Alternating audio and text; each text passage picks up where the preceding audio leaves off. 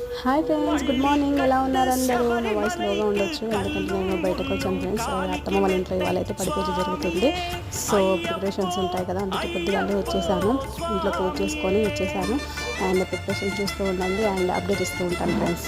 So like చేయండి, share చేయండి, comment చేయండి. Thank you so much friends.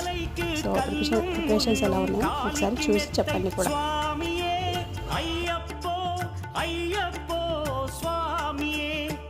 అభిషేకం చేయండి, హారతులిచ్చి కొలవండి, ఇరుముడి స్వామికి భక్తిగా ఇచ్చి వేదన తీరగ వేడండి, అయ్యప్పను కని పిలవండి.